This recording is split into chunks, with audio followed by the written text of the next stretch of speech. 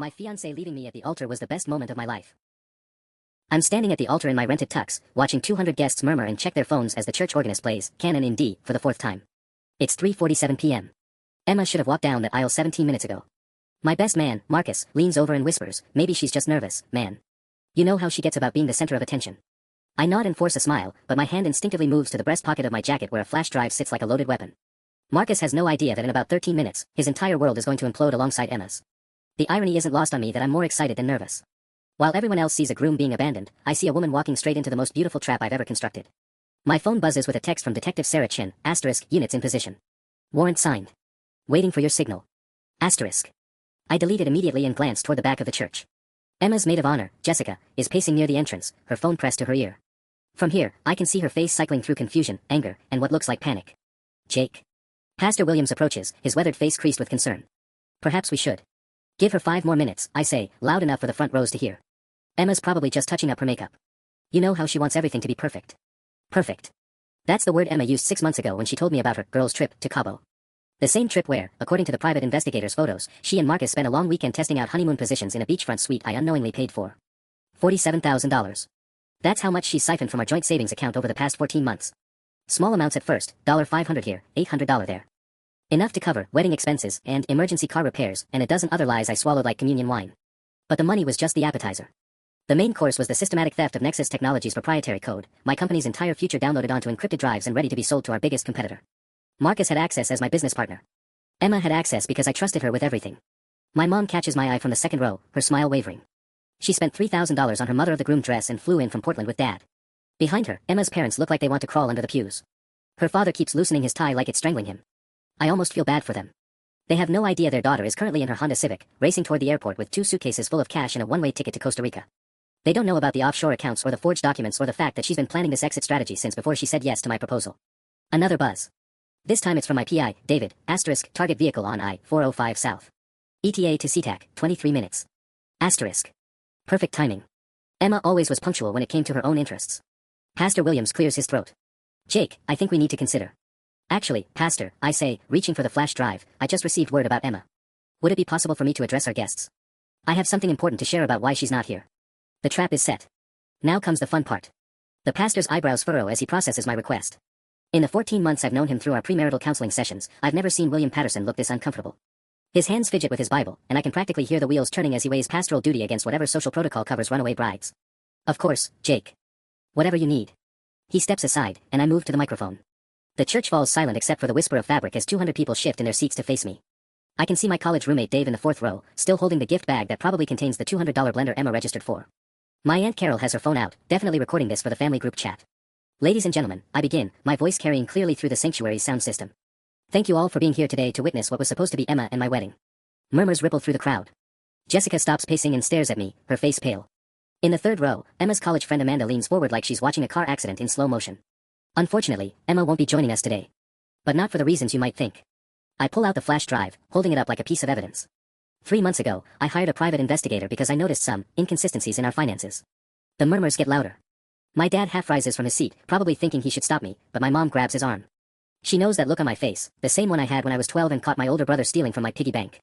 It turns out that Emma has been systematically stealing from our joint accounts. $47,000 over 14 months.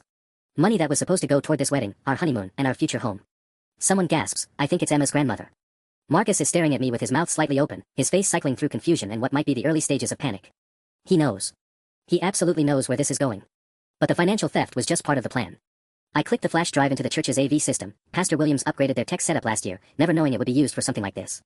This contains 14 months of surveillance footage, financial records, and communication logs showing that Emma has been working with my business partner to steal proprietary software from our company. The screen behind me flickers to life. The first image shows Emma and Marcus in what's clearly not a business meeting. They're tangled together on the couch in Marcus's downtown apartment, and Emma's wearing the red lingerie I bought her for Valentine's Day. Several people gasp audibly. Jessica drops her phone. Marcus goes completely white.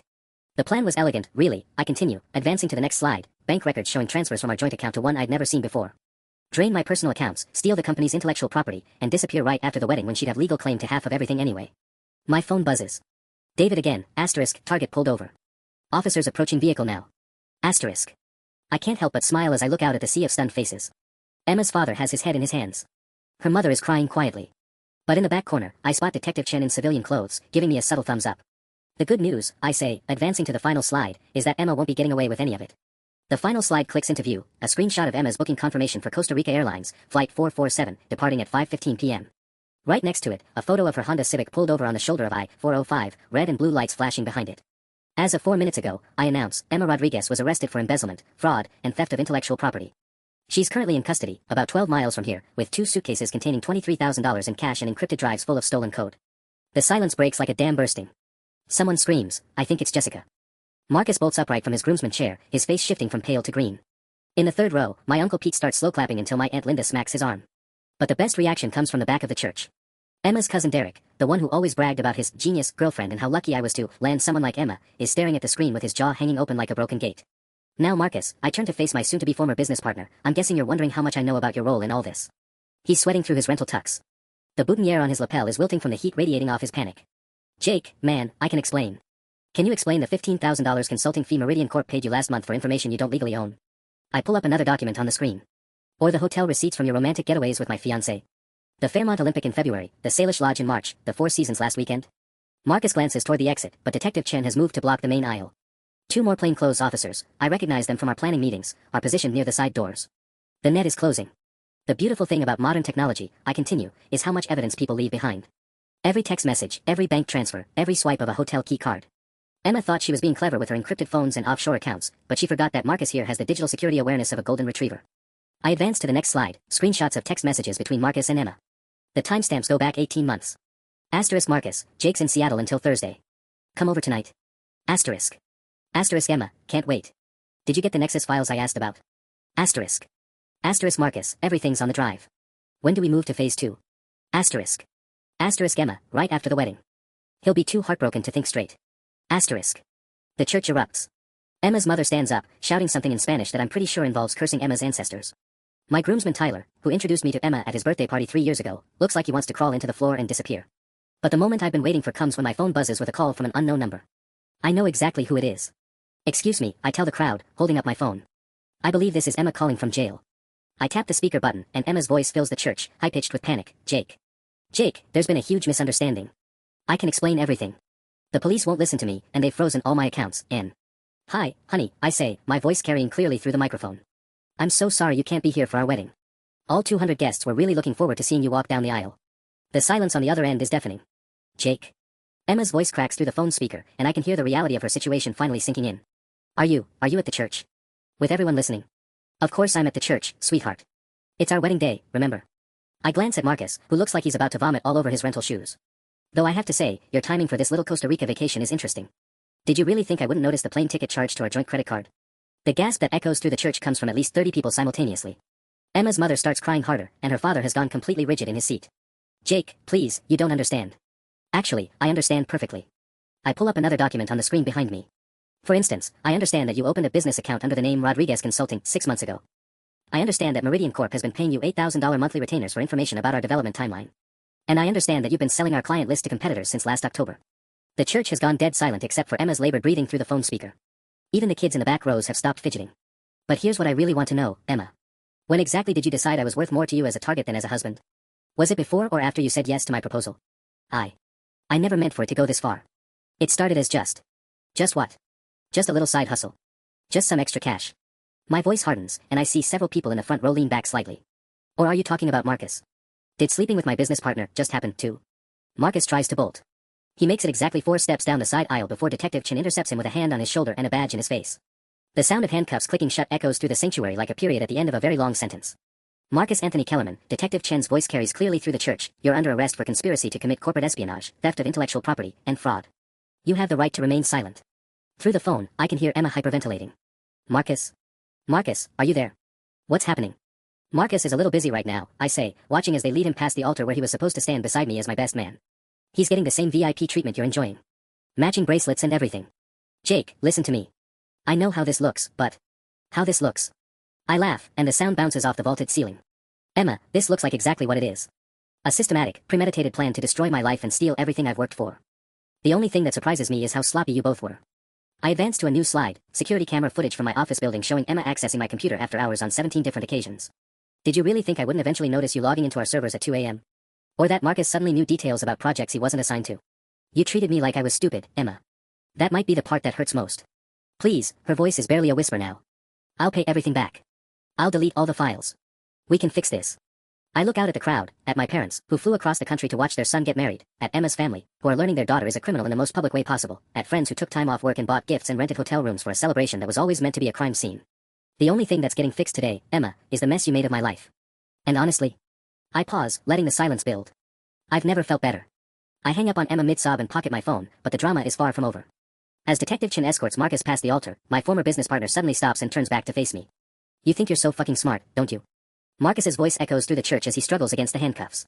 You have no idea what you've actually done. Detective Chin tries to move him along, but Marcus plants his feet. Jake. The Meridian deal, it's not what you think. Emma wasn't just selling them our code. She was selling them everything. Client passwords, security protocols, banking information. Every company we've ever worked with is compromised. The blood drains from my face. Our client list includes 3 major hospitals, a credit union, and the city's traffic management system. If Emma had access to all of that. What are you talking about? I step away from the microphone, but in the church's acoustics, everyone can still hear me. Marcus laughs bitterly. She's been keylogging your computer for 8 months, genius. Every password you've ever typed, every secure connection you've made. She didn't just steal our intellectual property, she stole our client's data too. We're talking about a federal cybercrime investigation now, not just some corporate espionage bullshit. Detective Chen's radio crackles to life, and I catch fragments, FBI field office, multiple agencies, warrant expansion. My stomach drops into my shoes. This isn't just about Emma and Marcus anymore. If our client's data has been compromised, Nexus Technologies is finished. Even if I'm completely innocent, no company will ever trust us again. 3 years of building my business, gone. Jake. Pastor Williams appears beside me, his face pale. Son, I think you need to. My phone starts ringing. Not buzzing, full volume ringing, because in all the planning for today, I forgot to silence it. The caller ID shows Rebecca Martinez, Channel 7 News. Then another call. David Kim, Seattle Times. Then another. Amanda Foster, Tech Weekly. I stare at the devices in horror as more calls flood in. Someone recorded this. Of course someone recorded this. In a room full of 200 people with smartphones, my very public revenge fantasy is probably already viral on social media. Oh God, I whisper, watching the calls multiply. Oh God, what have I done? Jessica, Emma's maid of honor, is standing near the back doors with her phone out, live streaming to what looks like several thousand viewers. The comments are flying by too fast to read, but I catch fragments. Bride arrested at altar, and wedding revenge gone viral, and someone get this man a drink. My dad pushes through the crowd and grabs my arm. Jake, we need to get you out of here. Now. But it's too late. Through the church's stained glass windows, I can see news vans pulling into the parking lot. The media circus I never planned for is setting up outside, and I'm trapped inside with 200 witnesses to what's about to become the most notorious wedding disaster in Seattle history. Detective Chin finishes with Marcus and approaches me, her expression grim. Mr. Sullivan, I need you to come with me. We have some additional questions about your company's data security practices. Am I under arrest? Not yet. But the FBI is taking over this investigation, and they're going to want to interview you about what else might have been compromised. I look around the church one more time, at the flowers that cost $3,000, at the guests who are frantically texting and posting photos, at the altar where I thought I'd be getting married 5 minutes ago. My perfect revenge is turning into a perfect nightmare, and Emma isn't even here to see it. As Detective Chin leads me toward the side exit, my phone buzzes with a text from an unknown number, Jake, this is Agent Patricia Voss, FBI Cybercrime Division. Do not speak to any media. We need to talk immediately about Nexus Technologies and your client data. Agent Chen will bring you to me. The weight of Marcus's revelation hits me like a freight train. 8 months of keylogging. Every password, every client login, every secure connection I've made from my office computer. Emma didn't just betray me personally, she potentially compromised the data of 47 companies, including Seattle General Hospital's patient records and Cascade Credit Union's member information. Detective Chen, I grab her arm as we reach the church lobby. How bad is this really? Marcus said federal cybercrime investigation. Are we talking about identity theft of approximately 340,000 individuals, she says quietly. Credit card fraud, medical record breaches, and what looks like a sophisticated operation involving at least 6 other people besides Emma and Marcus. My legs nearly give out. 6 other people. Your fiancée was more organized than we initially thought. Through the lobby windows, I count 12 news vans now, their satellite dishes extending like mechanical flowers reaching for the sky. Channel 4, Channel 7, Fox News, CNN, somehow national media got wind of this in the 30 minutes since Emma's arrest. My cousin Riley, who came in from Vancouver for the wedding, approaches with her phone screen facing me. Jake, you need to see this. #wedding revenge is trending worldwide. The video of you exposing Emma has 2.3 million views already. The clip shows me at the microphone, Emma's arrest photos on the screen behind me, and my voice clearly saying, the good news is that Emma won't be getting away with any of it. The comment section is a dumpster fire of reactions ranging from king behavior to this man just ended her whole career to more concerning posts about what happens when you cross a software engineer. Riley, I need you to delete that if you posted it. I didn't post it, but Jake. She scrolls through her feed. There are like 40 different angles. Everyone was recording. And someone leaked Emma's mugshot, she looks absolutely destroyed. Against my better judgment, I glance at the mugshot. Emma's mascara has created black rivers down her cheeks, her hair is disheveled, and her eyes are red and swollen. She looks like a broken person, not the calculated criminal I've been picturing. For just a moment, I feel a flicker of the love I used to have for her. Then my phone rings again. This time it's my business attorney, Sandra Kim. Jake, please tell me you didn't just destroy your company on live television. It wasn't live television, it was. It might as well have been. I've had 6 clients call in the last 20 minutes asking if their data is safe. Meridian Corp just issued a statement distancing themselves from any alleged corporate espionage activities. And Seattle General is threatening to sue us for breach of contract if their patient data was compromised. Detective Chin taps her watch impatiently. Mr. Sullivan, Agent Voss is waiting. Sandra, I have to go. The FBI wants to. The FBI. Sandra's voice goes up an octave. Jake, do not say another word to anyone without me present. I'm driving to wherever you are right now. As I hang up, Pastor Williams approaches with what looks like a business card. Jake, I know this isn't the time, but Channel 7 offered the church $5,000 for exclusive access to our security camera footage of today's events. You're not seriously considering. The money would pay for our new roof, he says apologetically. But I wanted to ask you first. I stare at him in disbelief. Pastor, I just found out my entire life is imploding, and you want to sell footage of my wedding day to the news? From a certain perspective, he says carefully, you could argue that God used this day to reveal the truth and protect you from a much worse fate. Before I can respond to that twisted logic, Detective Chen's radio crackles again. Chen, we've got a problem. The Rodriguez subject is requesting to make a statement to media. Says she has information about additional suspects that could help other victims. My blood turns to ice water. Emma wants to talk to the press. After everything that's happened, she's going to try to spin this story, probably paint herself as a victim or claim I was somehow complicit. She can't do that, right? I ask Detective Chen desperately. There are legal procedures, due process. She has the right to speak, Chen says grimly. And given the media attention this is getting, her attorney is probably advising her to get ahead of the narrative. Through the church windows, I watch a reporter doing a live stand-up in front of the building. The cheer-in at the bottom of the screen reads, Groom's revenge, fiancé arrested at wedding for $47,000 theft. Only $47,000. They have no idea how much bigger this actually is. My phone buzzes with a text from Emma's number, Jake, I know you'll never forgive me, but I need you to know, this was never supposed to hurt innocent people. I'm going to tell them everything. You were never part of it. I'm sorry.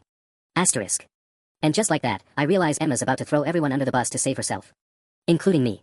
Detective Chen's radio crackles again. All units, Rodriguez subject is being transported to King County for booking. Media convoy following. Recommend alternate route for Sullivan transport. They're moving Emma, Chen tells me. And half the news crews in Seattle are following the police van like it's a presidential motorcade. Through the church windows, I watch the remaining reporters setting up a full media circus in the parking lot. Someone has brought professional lighting equipment. A catering truck is pulling up, they're planning to be here for hours. My phone starts buzzing with calls from numbers I don't recognize. The first voicemail is from someone claiming to be a talent agent wanting to discuss representation for your story. The second is from a documentary filmmaker. The third is from what sounds like a teenage girl asking if I'm single now. Jesus Christ, I mutter, declining another call. This is insane. Mr. Sullivan, Detective Chen says impatiently, Agent Voss is waiting at the federal building. We really need to. Jake. The voice comes from behind me, and I turn to see Emma's father, Roberto, pushing through the crowd of guests. His face is flushed red, and his expensive wedding suit is wrinkled from stress. Jake, I need to talk to you. Mr. Rodriguez, I don't think now is. Did you know? He grabs my arm, his grip surprisingly strong. About Emma's problems. The gambling. I freeze. What gambling? Roberto's face crumbles. She's been going to Tulip Casino twice a week for months. Maria and I, we thought it was just stress relief.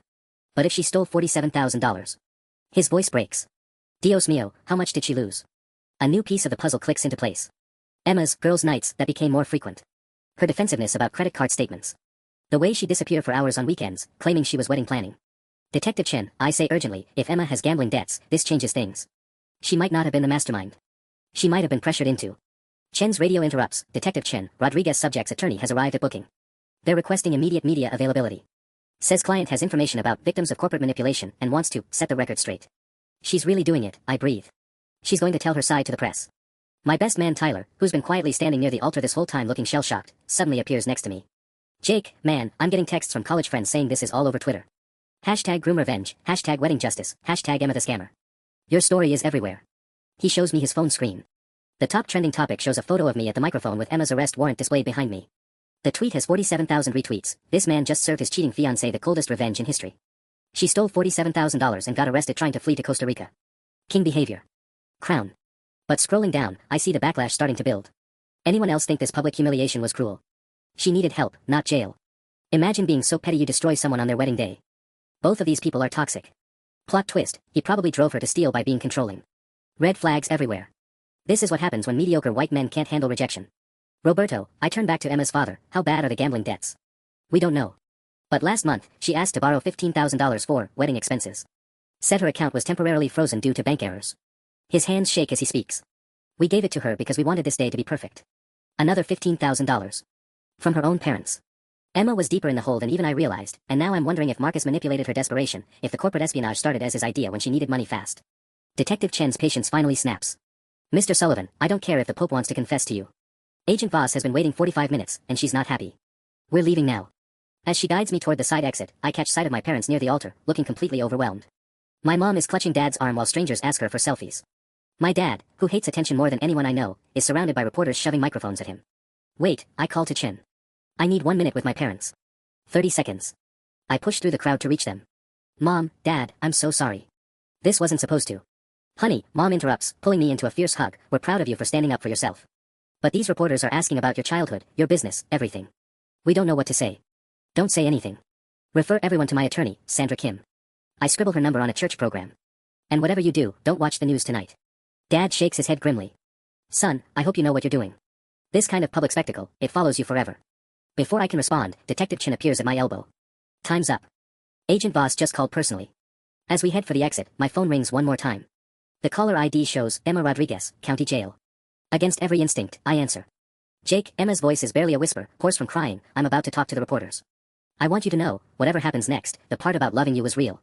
Everything else was just. I was drowning, and I made terrible choices, but loving you was real. The line goes dead, and I realize Emma just said goodbye. Detective Chen leads me through the side exit of the church, but we don't make it 10 feet before a wall of reporters surges toward us like a living organism. Camera flashes explode in my face, and at least 15 microphones thrust forward simultaneously. Mr. Sullivan. How long did you know about the affair? Jake. Are you pressing charges against your business partner? Is it true Emma stole over $300,000? Mr. Sullivan. Channel 7 News, can you confirm you're a victim of organized crime? Detective Chen pushes through them, her badge visible, but they follow us to her unmarked sedan like a pack of wolves. Through the chaos, I hear my phone ringing again, this time it's a number I recognize. David, my private investigator. I have to take this, I tell Chen as she starts the engine. Jake, David's voice is urgent, I'm watching Emma's press conference live. You need to know, she's not just confessing. She's claiming you knew about the Meridian payments. My stomach drops. What? She says you approved Marcus's consulting work and that you were getting suspicious about the FBI investigation, so you orchestrated this whole wedding setup to make yourself look like an innocent victim. Detective Chen's radio crackles. Chen, Rodriguez is live on Channel 7. Subject claims Sullivan was complicit in corporate espionage scheme and this wedding stunt was designed to frame her and Kellerman.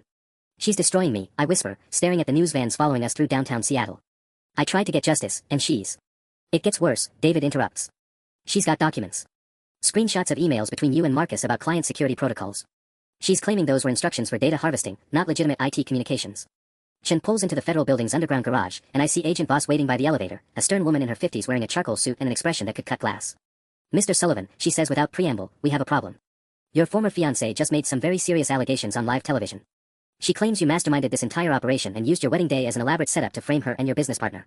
That's insane. I have recordings of her confessing.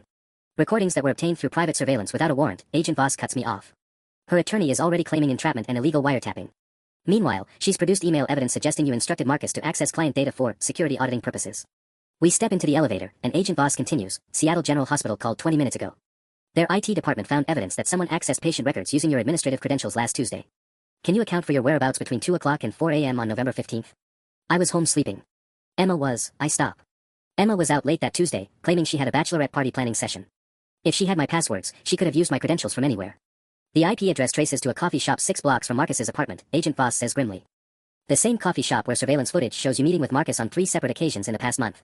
Those were legitimate business meetings about our current projects. Mr. Sullivan, I'm going to be very direct with you. Emma Rodriguez is currently painting you as the mastermind of a sophisticated cybercrime operation. She claims Marcus was just following your orders, and she was coerced into helping because you threatened to ruin her financially if she broke up with you. The elevator doors open to reveal a hallway lined with FBI agents, and I realize this isn't an interview anymore, it's an interrogation. Emma's final move wasn't confession, it was flipping the entire narrative to make me the villain. Agent Voss, I say desperately, check my phone records, my computer history, everything. I'm not the criminal here. We already are, she replies, leading me toward what's clearly an interrogation room. The question is whether we'll find evidence that proves your innocence, or confirms Emma's story. As the door closes behind us, I realize Emma's last goodbye wasn't remorse. It was a declaration of war. Agent Voss sets a thick manila folder on the metal table between us, and I can see Emma's mugshot clipped to the top page. Even in the harsh fluorescent lighting of the interrogation room, she looks more like a victim than a criminal, which I'm starting to realize was probably intentional. Mr. Sullivan, before we begin, I want you to understand the scope of what we're dealing with. Voss opens the folder, revealing bank statements, screenshots, and what looks like an organizational chart with my name at the top. Emma Rodriguez has provided us with what appears to be a comprehensive paper trail showing your involvement in this operation. She slides the first document across to me. It's an email from my corporate account to Marcus, dated 3 months ago, *Marcus, need you to run diagnostics on all client security protocols. Priority access to Seattle General, Cascade Credit Union, and Morrison Industries. Full administrative privileges required. Let me know when you have everything. Asterisk. I stare at the email in horror. I sent this message, but it was for legitimate security testing after we'd had concerns about potential vulnerabilities. Agent Voss, this was authorized maintenance. We do quarterly security audits on all hour. At 2:17 a.m. on a Sunday. She pulls out another document. Mr. Sullivan, legitimate security audits don't typically happen in the middle of the night without client notification. I work odd hours.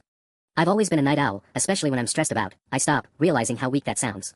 Agent Voss slides another email across the table, this one from Marcus to Emma, asterisk, Jake's getting paranoid about the timeline. Says we need to accelerate everything before the wedding. He thinks the FBI might already be investigating Meridian's competitors. Asterisk. I never said that, I protest. Marcus is lying, or Emma's fabricating these. The metadata checks out, Mr. Sullivan. These emails were sent from legitimate accounts using legitimate IP addresses. Voss leans back in her chair. Emma also provided us with voice recordings. She presses play on a small digital recorder, and my own voice fills the room. Asterisk, Marcus, we can't keep doing this. If anyone finds out about the client data access, we're finished. Maybe we should shut everything down after the wedding and disappear for a while. Asterisk. My blood turns to ice. I remember this conversation, but the context was completely different. Marcus had been acting paranoid about normal business activities, and I was talking about taking a honeymoon break from work. Emma's twisted a routine conversation into evidence of criminal conspiracy. This is insane, I whisper. She's manipulating everything. That conversation was about taking time off for our honeymoon, not. Agent Voss holds up a hand. Mr. Sullivan, we've now confirmed unauthorized access to 14 different corporate databases using your credentials. The access happened from 17 different IP addresses across Seattle, always during hours when you claim you were at home sleeping. Because Emma had my passwords. She was keylogging my computer, just like Marcus said. Marcus says you gave Emma your passwords deliberately as part of the operation. He claims you recruited him by threatening to dissolve your business partnership if he didn't cooperate. I feel like I'm drowning. Every piece of evidence I thought would save me has been weaponized against me. Emma's not just smart, she's brilliant. She's taken months of legitimate business communications and personal conversations and woven them into a narrative that makes me look like a criminal mastermind. Agent Voss, please. Check my financial records. I'm the victim here. Emma stole from our joint account $47,000 that she claims you told her to withdraw and hold in cash for operational expenses. Voss slides another document across the table. She says you were planning to flee the country after framing her and Marcus, and the wedding day revelation was designed to make you look like an innocent victim while they took the fall. My phone buzzes with a text message, and Agent Voss glances at the screen. Your attorney is here, Mr. Sullivan. But before she arrives, I need you to understand something. Emma Rodriguez just became the FBI's star witness against you. Everything she tells us now gets her a reduced sentence and potentially immunity. She's playing you, I say desperately. This is exactly what she planned from the beginning. She knew if she got caught, she'd flip the story and. Then you should be very grateful for competent legal representation, Agent Voss says, standing as someone knocks on the door. Because right now, Emma's story is a lot more convincing than yours. Sandra Kim bursts through the interrogation room door like she's about to argue a Supreme Court case, her briefcase in one hand and what looks like a tablet streaming live news in the other. Even at 6:47 p.m. on a Saturday, she's wearing a pristine navy suit and a kind of focused expression that makes prosecutors nervous. Agent Voss, I need 5 minutes with my client before you continue, Sandra says, not waiting for permission as she sets up at the table. And I need to know exactly what charges you're considering. Currently, we're looking at conspiracy to commit wire fraud, identity theft affecting over 340,000 individuals, and violation of the Computer Fraud and Abuse Act, Agent Voss replies. Potential sentence range of 15 to 25 years federal time. The numbers hit me like a physical blow. 25 years. Emma's revenge isn't just destroying my reputation, she's trying to steal my entire life. Sandra immediately pulls out her tablet. Jake, before we discuss anything else, you need to see what's happening outside. She turns the screen toward me, showing a live news feed from the church parking lot. The scene looks like a music festival. At least 300 people have gathered, some holding signs reading, Justice for Jake, and others with, Emma is the victim. Food trucks have appeared. Someone set up a merchandise table selling t-shirts with my mugshot and the words, Wedding Revenge King. This is a circus, I mutter, watching teenage girls taking selfies in front of the church. It gets worse, Sandra says grimly. Emma's interview has been viewed 12 million times in 3 hours. Hashtag Emma Innocent is trending alongside hashtag Groom Revenge. Public opinion is splitting right down the middle, and every major network wants exclusive interviews with both of you. Agent Voss clears her throat impatiently. MS.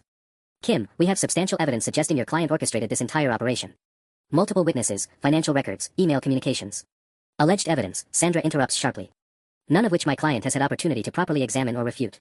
Agent Voss, exactly how long have you been investigating Nexus Technologies? There's a pause that lasts 1 second too long. We opened the investigation 4 days ago based on information provided by Ms. Rodriguez. Sandra and I exchange glances. Emma contacted the FBI before her arrest. Ms. Rodriguez approached us Tuesday afternoon claiming she had evidence of corporate espionage at Nexus Technologies. She said she feared for her safety because she discovered illegal activities and was being coerced into participating. My world tilts sideways. Tuesday. She contacted you Tuesday. That was 3 days ago, 3 days before our wedding, 2 days before I even knew she discovered my investigation. Ms. Rodriguez provided preliminary evidence and agreed to wear a recording device to gather additional proof of your criminal activities, Agent Voss continues. The wedding day arrest was supposed to be your arrest, Mr. Sullivan. Emma was working with us. Sandra's face goes pale. You're telling me Emma Rodriguez was an FBI informant? Cooperating witness, Agent Voss corrects. She came to us claiming Jake was the mastermind and Marcus was coerced into helping. The plan was to arrest Jake during the wedding ceremony when he revealed the stolen evidence, which would have proven he had access to information only the criminal could possess. I feel like I'm going to vomit. She played everyone. She knew I was investigating her, so she got to the FBI first and flipped the entire script. But then you didn't get arrested, Agent Voss continues, and Ms. Rodriguez panicked and fled, which made her look guilty. Now she's claiming you discovered her cooperation with law enforcement and set up the wedding day exposure to discredit her before she could testify against you. Sandra starts typing rapidly on her tablet.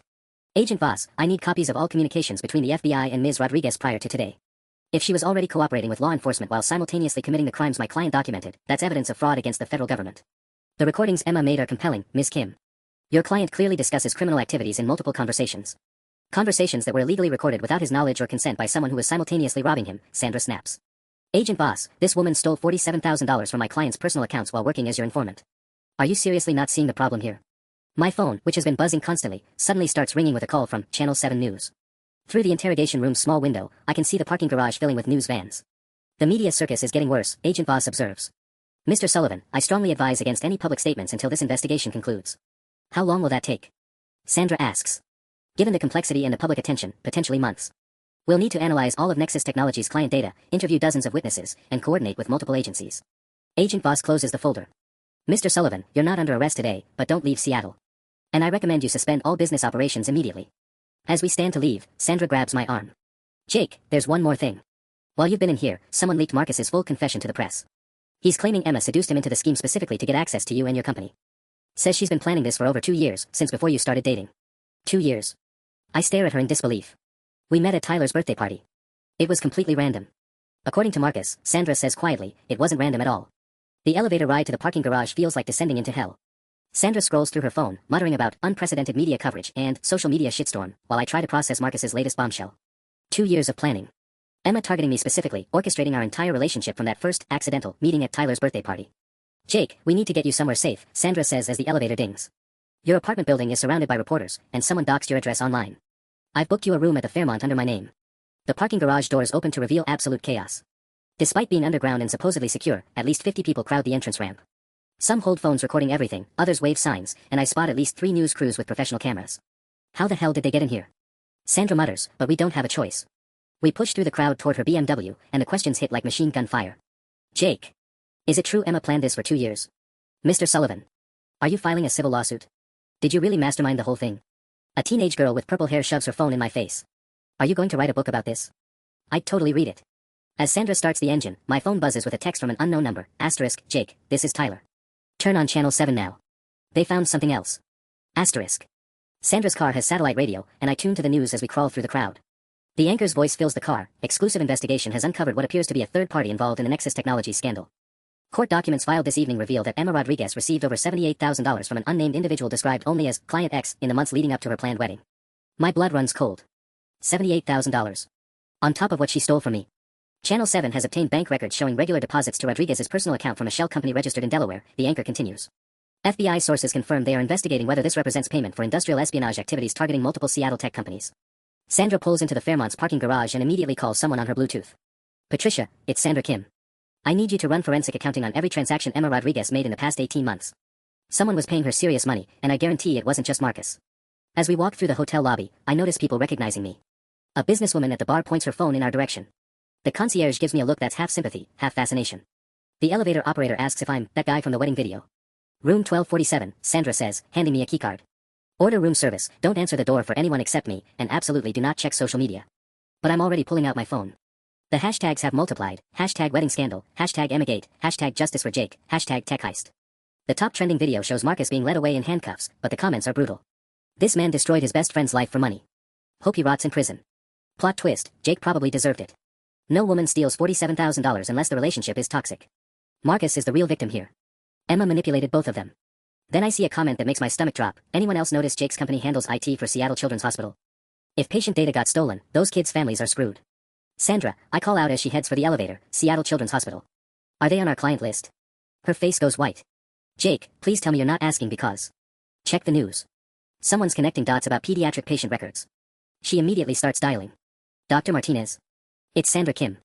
I need to know if anyone has attempted unauthorized access to your patient database in the past 6 months. As the elevator doors close, I hear her voice rising. What do you mean, ongoing investigation? Dr. Martinez, how long have you known about potential breaches? I'm alone in the hallway now, walking toward room 1247, when my phone rings. The caller ID shows Emma Rodriguez, King County Jail. Against every rational thought, I answer. Jake. Her voice is hoarse, exhausted. I know you probably hate me more than anyone has ever hated another human being. That's a fair assessment. The children's hospital thing, that wasn't me. That was never part of anything I agreed to do. Someone else has been using our operation as cover for something much worse. Our operation. I laugh bitterly. Emma, there is no our operation. There's just you destroying everything I built. Client X, Jake. The person who's been paying me. They're not who I thought they were, and now kids are involved, and I can't. Her voice breaks. I need to tell you something before this gets any worse. I key into room 1247 with Emma still on the line, her labored breathing the only sound between us. Through the floor-to-ceiling windows, I can see news helicopters circling downtown Seattle like mechanical vultures. Emma, if you're about to confess to something involving children's medical records, I'm hanging up and calling the FBI. No, listen. Client X isn't who they claimed to be. They told me they were from a legitimate security firm hired to test vulnerabilities in healthcare systems. Said it was authorized penetration testing. Her voice cracks. Jake, I think we've been helping someone sell sick kids information to identity theft rings. I sink into the hotel room's leather chair, my head spinning. You're lying. This is just another manipulation. The $78,000 the news mentioned. It wasn't payment for corporate espionage. It was for patient data. Names, addresses, social security numbers, medical conditions. Someone's been building profiles of families with seriously ill children. Emma's sobs come through the phone clearly now. Families who are desperate enough to fall for medical debt scams or fake treatment offers. My stomach lurches. Emma, you're telling me you sold information about cancer patients? About dying kids? I thought I was helping with security testing. They showed me official-looking documents, government contracts. Said they were white-hat hackers working with the Department of Health. Her voice dissolves into whispers. But today, when everything fell apart, I started putting pieces together. The questions they asked weren't about system vulnerabilities. They wanted specific patient information. I stare out at the Seattle skyline, watching more news vans converge on the federal building. Who is Client X? I don't know their real name. All communication was through encrypted messages and a handler named David Chin. David Chin. Emma, that's the name of my private investigator. The silence on her end stretches for 10 seconds. When she speaks again, her voice is barely audible. Jake, what if we've both been played by the same person? Before I can respond, someone pounds on my hotel room door. Not knocking, pounding, like they're trying to break it down. Mr. Sullivan. FBI. Open the door immediately. I look through the peephole and see Agent Voss with 3 other agents, their weapons drawn but lowered.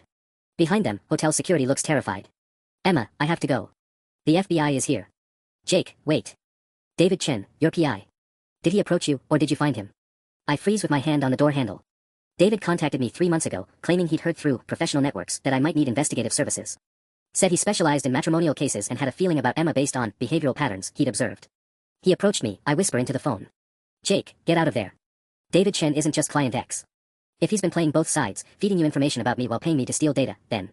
The hotel room door explodes inward as the FBI uses some kind of breaching tool. Emma's voice cuts off as my phone clatters across the marble floor. Jake Sullivan, you're under arrest for conspiracy to commit healthcare fraud and endangering the welfare of minors, Agent Voss announces, her weapon now raised and pointed at my chest. We have evidence that you've been selling patient information from Seattle Children's Hospital to organized crime rings. That's impossible. I never.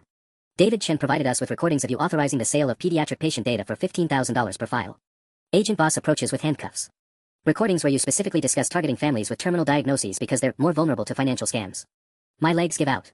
David Chen, my private investigator, Emma's Client X, and apparently the mastermind behind everything, has been orchestrating this entire nightmare from the beginning. He hired Emma to infiltrate my life, fed me information to make me trust him, and then used both of us to steal data he could sell to criminals targeting sick children. As the handcuffs click shut, I realize Emma and I aren't enemies. We're both victims of someone much smarter and infinitely more dangerous than either of us ever imagined. The federal holding cell smells like industrial disinfectant and despair. I've been here for 6 hours, sharing a concrete bench with a man arrested for tax evasion and someone who keeps muttering about corporate conspiracies in 3 different languages. My wedding tux is wrinkled beyond recognition, the boutonniere has wilted into brown petals scattered across my lap. At 11:23 p.m., Agent Voss finally returns with a folder thick enough to stop bullets. Mr. Sullivan, we've made some interesting discoveries about your friend David Chen, she says, settling across from me in the interview room. The man you hired as a private investigator doesn't exist. I look up from my handcuffed wrists. What do you mean he doesn't exist? David Chen's PI license belongs to a 74-year-old retired cop in Spokane who's been dead for 8 months. The office address you visited? Rented under a fake company 3 days before your first meeting. The phone number routes through 17 different burner devices across 4 states. She opens the folder, revealing surveillance photos of a man I don't recognize, Asian, mid-30s, wearing the expensive suit and confident smile I remember, but definitely not the David Chen I hired. His real name is Michael Zhang, and he's wanted by the FBI for running elaborate catfishing schemes targeting tech executives in 7 major cities. My head pounds as the implications hit me. He targeted me specifically. Nexus Technologies handles IT infrastructure for 12 major healthcare facilities. Zhang's been running this con for 2 years. He identifies tech executives with access to valuable data, manufactures relationship crises to make them vulnerable, then positions himself as their savior while simultaneously recruiting their romantic partners as inside sources. Agent Boss slides another photo across the table. This one shows Emma sitting in a coffee shop with the fake David Chin, both of them leaning over what looks like technical documents. The timestamp reads March 15th, 2 months before I ever hired him. Emma was working with Zhang months before you contacted him. Zhang approached Emma in February, claiming to be a cybersecurity consultant hired by healthcare companies to test system vulnerabilities. He offered her $5,000 monthly just to document your daily routines, work habits, and computer usage. She thought she was helping with legitimate security auditing. I stare at the photo, remembering Emma's sudden interest in my work schedule around that time. Her questions about client databases that I assumed were just supportive girlfriend curiosity. But then Zhang escalated. Agent Boss continues. He told Emma that testing required actual data extraction, convinced her it was authorized by government contracts. Meanwhile, he contacted you with manufactured evidence of Emma's suspicious behavior, evidence he created by documenting her activities working for him. He played us against each other. Zhang's specialty is manufactured paranoia. He creates the problem, offers the solution, then profits from both sides while his victims destroy each other. Agent Voss pulls out another document, bank records showing payments from something called Meridian Security Solutions. Zhang collected $340,000 selling patient data from your clients. Seattle Children's Hospital, Northwest Cancer Center, Swedish Medical, he harvested over 15,000 patient files. My stomach lurches. 15,000 sick kids. Families with children facing terminal diagnoses, chronic conditions requiring experimental treatments, rare diseases with limited insurance coverage. Zhang sold their information to scam artists running fake charity funds, bogus medical trials, and predatory loan operations targeting desperate parents. Agent Voss closes the folder and looks directly at me. Mr. Sullivan, based on our investigation, neither you nor Emma knowingly participated in harming those families. You were both victims of an elaborate manipulation designed to use your access and her desperation to commit federal crimes. What happens now? Zhang disappeared 6 hours ago. Emptied his bank accounts, abandoned his Seattle operations, probably already out of the country. But the damage is done. Thousands of families will be dealing with identity theft and financial fraud for years because of data he stole through your company. I closed my eyes, seeing Emma's face during that last phone call when she realized we'd both been played. Can I talk to Emma? She's already talking, Mr. Sullivan. Has been for 3 hours. Giving us everything she knows about Zhang's operations, his contacts, his methods. Agent Boss stands to leave. Emma Rodriguez may have made terrible choices, but she's trying to help us catch the person who manipulated both of you into becoming criminals. As the door closes behind Agent Voss, I realize my perfect wedding day revenge has transformed into something much larger and more complicated than personal betrayal. Emma and I aren't just former lovers anymore, we're co-conspirators in a federal investigation that could help save thousands of families from the man who destroyed both our lives. 3 days after my arrest, I'm released on my own recognizance with an ankle monitor that beeps every time I move more than 50 feet from my court-appointed hotel room. The media circus has somehow gotten worse. My wedding revenge gone wrong story is now international news, with reporters from BBC and CNN camped outside the federal building asking passers-by their opinions on American Justice Theater. Sandra arrives at 7 a.m. with coffee and a stack of legal documents thicker than a phone book. Jake, we have a problem. 3 more victims of Zhang's operation have come forward, and they're all filing civil lawsuits against Nexus Technologies. I look up from the morning news, which is showing aerial footage of protesters outside Seattle Children's Hospital. Some hold signs reading, "Protect our kids," while others demand justice for Jake and Emma. The situation has become so polarized that families are taking sides about whether Emma and I are criminals or victims. How bad are the lawsuits? I ask, though I'm not sure I want to know. Sarah Martinez is seeking $2.3 million. Her 4-year-old daughter Emma, yes, same name as your ex-fiancée, has leukemia. After Zhang sold their family's information, they received 17 different scam calls claiming to offer experimental treatments not covered by insurance. Sarah's husband withdrew their entire retirement savings and sent $47,000 to a fake research foundation. The number hits me like a physical blow. $47,000, the exact amount Emma stole from our joint account.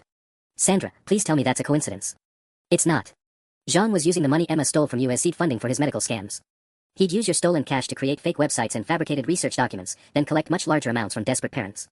Sandra pulls out another file. The Morrison family lost their house. The Chin family, and yes, Zhang specifically targeted families with Asian surnames to build credibility for his David Chin persona, mortgaged their daughter's college fund. My phone buzzes with a call from King County Jail, Emma Rodriguez. I've been ignoring her calls for 2 days, but something makes me answer this time. Jake, I need you to listen to me very carefully. Emma's voice is different now, focused, urgent. Zhang contacted me again. I put her on speaker so Sandra can hear. He's supposed to be in another country by now. He's not. He called the jail directly, claimed to be my attorney, and got transferred to me. Jake, he knows about the federal witness protection offer. He knows the FBI wants us to testify against his network. Emma's breathing is rapid, panicked. He said if we cooperate with the investigation, he'll release recordings that make it look like we planned the children's hospital breach together. Sandra immediately starts typing on her laptop. Emma, did he say what's on these alleged recordings? Conversations between Jake and me about accessing patient data, but edited to remove context. He's created fake evidence that makes it sound like we were targeting sick kids intentionally. Emma's voice breaks. He said he'll destroy us both before he lets us testify. Through the hotel window, I watch news vans multiplying in the parking lot. A helicopter circles overhead, either media or law enforcement, I can't tell anymore. There's something else, Emma continues. Zhang mentioned Phase 2. He's not done with us, Jake. This whole wedding day disaster was just the beginning of something bigger. Sandra looks up from her laptop, her face pale. Jake, Emma's right. I just got an alert. Someone accessed the Nexus Technologies server remotely 20 minutes ago. Whoever it was downloaded our entire client database, including files we hadn't even realized were compromised. My blood runs cold. He still has access to our systems. Not just access, Sandra says grimly. According to the server logs, he's been monitoring every FBI communication, every legal document we've filed, every piece of evidence we've gathered against him. Emma's voice comes through the phone speaker. Jake, Zhang's been watching our investigation the entire time. He knows exactly what the FBI has planned, and he's about to turn all of it against us.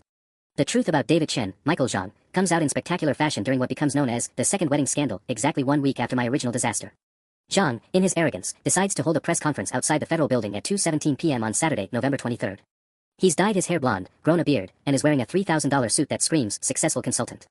The man has the audacity to call himself a cybersecurity whistleblower who exposed the criminal conspiracy between Jake Sullivan and Emma Rodriguez. I'm watching from the FBI surveillance van with Agent Voss, Sandra, and, in a twist I never saw coming, Emma, who was released that morning to help with Zhang's capture. We're parked 50 feet away, close enough to see Zhang's confident smile as he addresses 17 news cameras. Ladies and gentlemen, Zhang announces, I have irrefutable proof that Jake Sullivan and Emma Rodriguez orchestrated the theft of over 15,000 children's medical records. They used their wedding as elaborate theater to distract from their criminal enterprise. Emma grabs my arm, her fingernails digging into my skin. He's really doing this. He's going to destroy both of us on live television. But Agent Voss just smiles and speaks into her radio, Eagle 1, execute phase 2. Zhang pulls out what looks like a tablet, preparing to show his fabricated evidence to the world. These recordings will demonstrate that Sullivan and Rodriguez specifically targeted terminal cancer patients because his tablet screen suddenly changes. Instead of his fake evidence, it's displaying his real bank records, showing $340,000 in payments from medical scam operations, with a highlighted transaction for $47,000 labeled Martinez Family, Leukemia Exploitation Fund. Zhang's face goes white. He frantically taps the screen, but now it's showing surveillance footage of him meeting with known identity theft criminals in Las Vegas, discussing premium pediatric data packages. What's happening? Zhang shouts, looking around wildly. This isn't, someone's hacking my... Agent Voss keys her radio again, Eagle 2, execute phase 3. Every phone belonging to the reporter suddenly starts playing audio simultaneously, Zhang's real voice, recorded during FBI surveillance. The beauty of sick kids is that parents will do anything, spend anything, believe anything if you convince them it might save their child. We're not stealing data, we're harvesting hope. The press conference collapses into chaos. Reporters surge forward with questions Zhang can't answer. Mr. Zhang, can you explain the Martinez family payment? Is it true you targeted families with dying children? How do you respond to charges that you manipulated Mr. Sullivan and Ms. Rodriguez? Zhang tries to run, but he makes it exactly 12 steps before Agent Voss appears behind him with handcuffs. Michael Zhang, you're under arrest for healthcare fraud, identity theft, and conspiracy to exploit families of critically ill children. As they lead him away, Emma turns to me with tears streaming down her face. Jake, I'm so sorry. For everything. The money, the lies, trusting Zhang, almost destroying your life. Emma, I interrupt, we both got played by someone who makes a living destroying people. But we figured it out, and we stopped him. 6 months later, Zhang is sentenced to 23 years in federal prison. Emma and I each get 500 hours of community service at Seattle Children's Hospital, helping families navigate identity theft recovery, which feels like appropriate justice. The media dubbed it the wedding revenge that saved thousands, though I prefer thinking of it as the day Emma and I discovered that sometimes the worst moment of your life can become the catalyst for something unexpectedly meaningful. We're not getting back together, too much damage, too much history, but we're friends now, united by surviving something that should have destroyed us both. And honestly, that feels like the happy ending neither of us expected but both of us earned.